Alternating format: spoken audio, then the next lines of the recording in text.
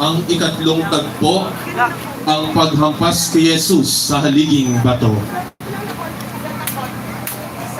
Isama po natin sa ating kahilingan ang mga sumusunod. Para po sa buong angkan nila kapatid Giorgio, Mangali at pamilya na tinatapatan ng ikatlong tagpo na nakikibahagi ngayon sa ating panalangin. At para sa lahat ng nakararanas ng agok at pagsubok sa buhay, mga inaapi at inaalipusta sa lipunan upang mapaglabanan nila ang sakit at makasumpong ng pag-asa sa buhay.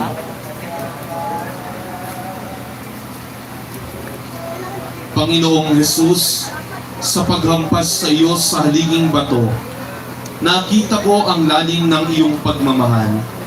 Tulungan mo akong maunawaan ang pagtitiis at pagmamahal sa gitna ng pagdurusa.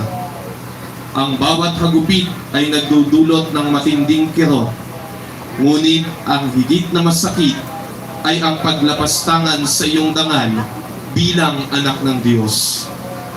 Turuan mo kaming magtiis at kusang loob na mag-alay ng sarili at tulad mo ay buong kataimtiman at kakumbabaang tanggapin ang kalooban ng Diyos.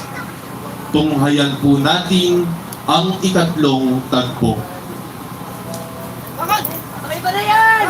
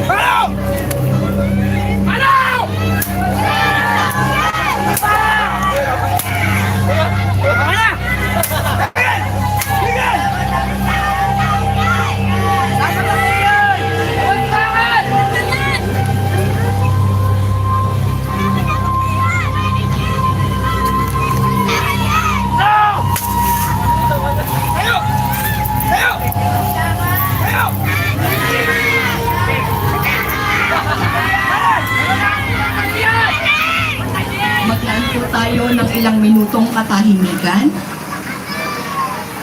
Panginoong Jesus, ikaw ay hinampas at pinahirapan ng mga kawan.